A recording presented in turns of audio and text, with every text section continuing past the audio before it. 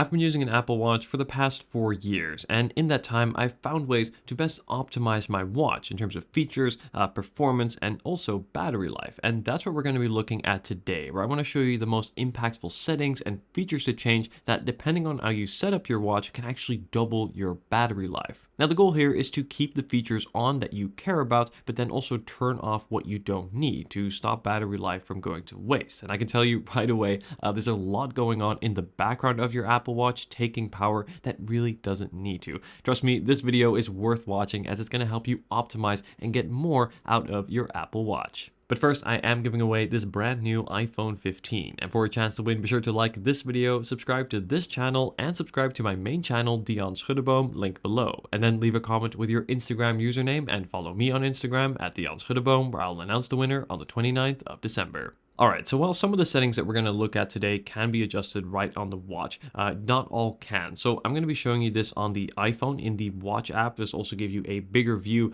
which will make it more easy to follow along if you have your phone next to you. The app we're going to be looking at is the Watch app, and this is what the icon looks like. If you don't know where to find it, simply swipe down on the home screen, type in Watch, and then you will find it. Tap on this icon, and we'll now launch the Watch app. First, let's take a look at the watch face. Now, as you can see with the Apple Watch, you have such a wide range of watch faces to choose from. Some are more simple, some are more complicated, and I absolutely love the variety. However, not all watch faces are the same when it comes to battery life consumption. Specifically, Apple Watch faces with more complications, such as this first one I have here, is going to take significantly more battery life than the second one I have here, thanks to the complications that you see here. And those are those little 4 icons that you see in the edges of the watch face, and this is a great way to see information at a glance. I got the weather there, shortcut here to the voice memos app. However, this will be constantly running in the background, and as a result will impact your battery life. So when it comes to complications, my advice is less is more. So here I've got 4 on this current watch face. Let's go ahead and remove a few. So here's the complication menu. That's this section here. Bottom right here I have activity. Let's go ahead and remove that. Simply tap on off, and as you can see, that will then remove a complication. That's one less thing running in the background, constantly refreshing and also consuming battery life. So my suggestion is, if you use complications, only use the ones that you really value and turn off the rest. Less is more.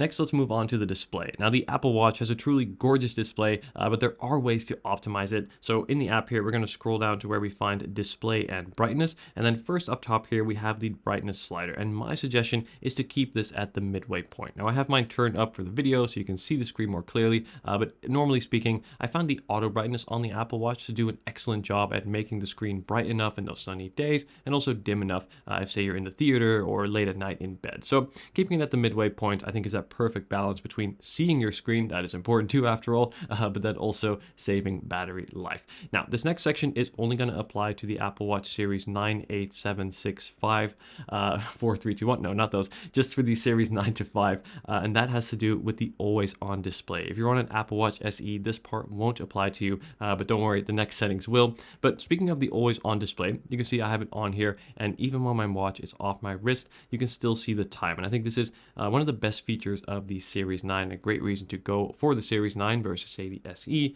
However, this will take battery. So if you want to save really a drastic amount of battery, my advice would be to turn this off. And now, as you can see, you can also customize this further. So for example, you can show or not show complications data. This is one little way to also save battery. So we're going to turn that off. You can also choose to show apps as well as your notifications separately. This might be useful for privacy. But if you want to save a little bit of battery, turn off your complications data. If you want to save significant battery, turn off the always on display. But as I said at the start of this video, this really is all about finding the features and settings that you value. So for example, I really value the always on display, so I'm going to choose to keep it on. You want to find that right balance. Looking further down, we have the option to wake on wrist raise. Now, what this is going to mean is if you turn your wrist, will your screen automatically wake up, yes or no, or will it first require you to tap the display or say press the side button? Now, from a convenience perspective, this is nice to have on, especially if you have the always on display off. However, if you have the always on display on, you don't really need this on, as it's still going to show you the time. As you can see, even now, while the screen is more dim, even if I turn the wrist, I can still read the time. So this is a good opportunity to save some battery and turn that setting off. And beneath that, we also have wake duration. Now, this is going to determine how long your Apple Watch stays awake for before it goes back to sleep. Now, I don't know about you, but it doesn't take me 70 seconds to check the time, so I'm going to set this back to 15 seconds.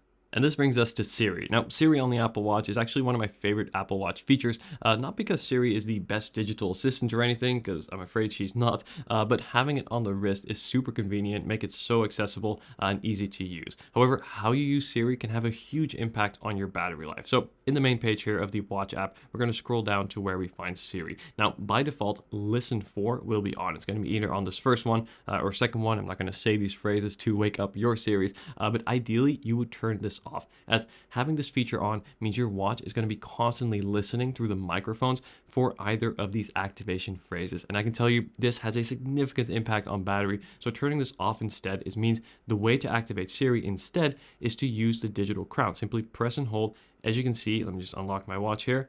I hope you didn't see my password. There we go. You can see Siri has now been activated. So all you have to do is simply press and hold the digital crown to activate. So not a lot of extra work, but believe me, this saves so much battery and doesn't impact the functionality of Siri. So definitely be sure to change this setting. Let's take a look at sound and haptics, as there's definitely a more efficient way to set this up compared to how your Apple Watch comes out of the box. And the first has to do with the notification volume. Now, because the Apple Watch is on your wrist and always with you, you don't need to have this very loud. So my suggestion is to definitely turn this down or even have it all the way down, as this is typically how I like to use my Apple Watch, is to just mute it. Again, the lower the volume here, the less that speaker is going to activate and the less loud it's going to activate. And over time, especially if you have a lot of notifications coming in throughout the day, that's going to impact your battery life and really save you some energy. In fact, the way I like to feel my notifications on my Apple Watch is instead of hearing them, is to simply feel them on my wrist via the haptics. I think this is something that the Apple Watch does so well, especially compared to other smart watches. However, you do have two variations of haptics to choose from. You can either set the default or you can switch to prominence. And as the names imply, prominence will be more impactful. You're going to even feel this if, say, you're wearing many layers or I don't know, if you're doing a workout or something. However, for most people and also myself, I think the default is actually more than strong enough. And the haptic motor really takes quite a bit of battery. It's actually a pretty large component inside the watch. If you've ever seen a teardown of the Apple Watch, it's fascinating to see. So I recommend switching this to the default, as you're still going to feel those notifications come in. Again, it'll feel like a gentle tap on the wrist as opposed to the prominent one, which is just a little bit too strong, I think, and also takes more power. So this next setting is not only great for saving battery life, but also great for ensuring you have less distractions throughout the day and also improving your mental health. And that is to limit the amount of notifications that you allow to come in to your watch throughout the day. Now, I love getting notifications right on my wrist. It is super convenient to quickly see. However, when my wrist goes off, I do want to make sure that it is something important, as it will, of course, temporarily distract you and take you out of your task or whatever it is that you're doing. So to optimize this, we're going to go into the notification settings here on the homepage, and this will be split up into two sections. So you have all of your Apple apps. These are the apps, the watch apps that are installed on the watch, and if we scroll down, we will find the apps that are mirrored from your iPhone. Now, by default, all of these will be on, and my suggestion here is to turn off the majority. So turn off things like streaming apps, gaming apps, shopping apps,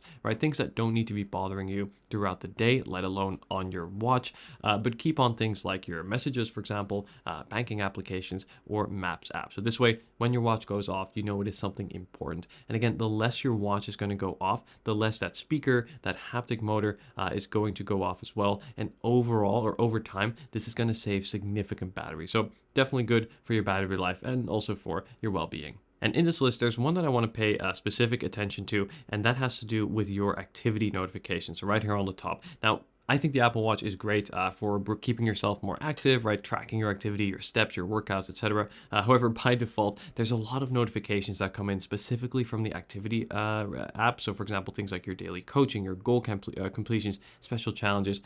Well, for some people, this may be nice. Personally, I like to just have the rings and I check those throughout the day. And as I see them fill up, that already is motivational enough, or motivating enough rather, to encourage me to go for that extra walk. I do like the stand reminders, as I do, of course, sit behind my computer for many hours of the day editing videos like this one.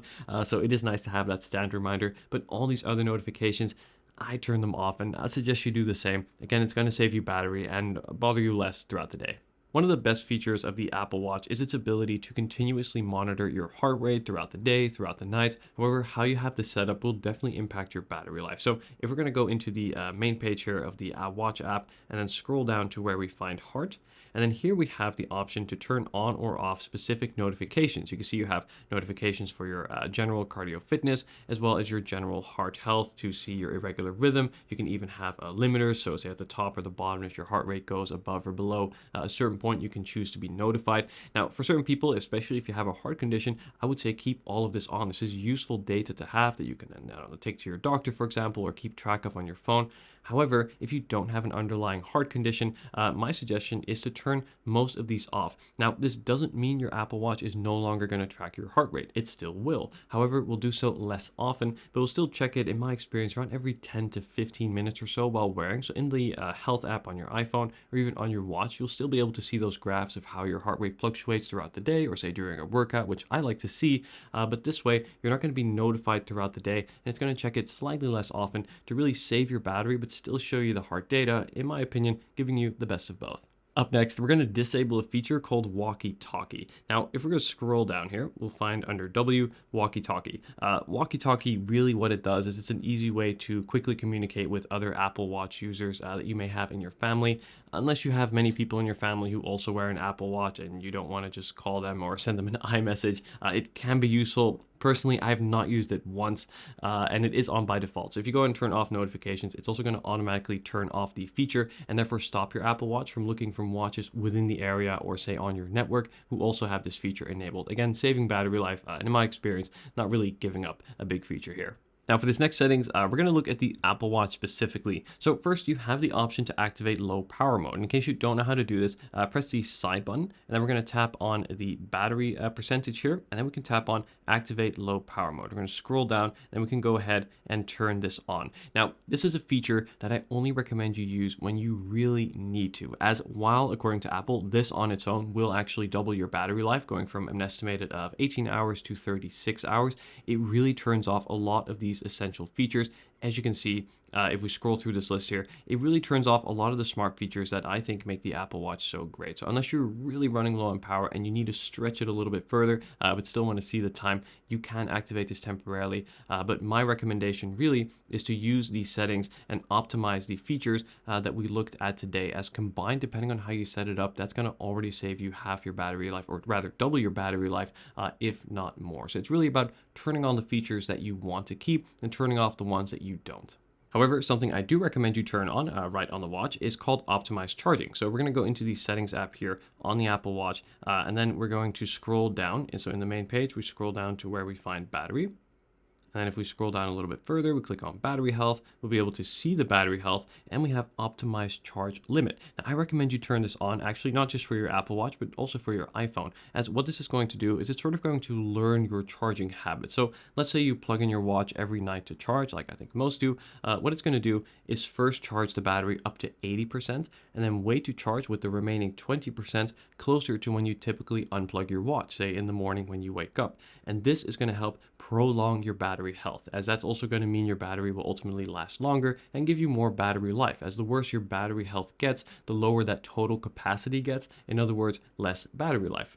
So that gives you a look at the top settings, as well as features to change or to activate or deactivate on the Apple Watch to drastically improve its battery life. Now, depending on how many of the changes that we looked at today you're going to implement, you're either going to significantly improve your battery life or even go as far as doubling it. And I need to stand. As you can see, one of the features I chose to keep on. Actually, this is a great moment to say that what this is really all about is finding that right balance and optimizing your Apple Watch, right? You want to keep on the features that you enjoy. After all, you did pay hundreds of dollars for this smartwatch. You don't want to dumb it down, but you want to turn off the things that you don't need. And hopefully today's video has shown you the most impactful settings so you can decide on which you want to keep on and which you want to turn off to ultimately get more out of this fantastic watch. If you want to know what to watch next, I highly recommend checking out my iPhone 15 and 15 Pro 25 settings to change video. Similarly, it helps you optimize your phone and get more out of your device. I'll leave that video linked on screen. Thank you so much for watching. Let me know if you have any questions, and I'll see you in the next video.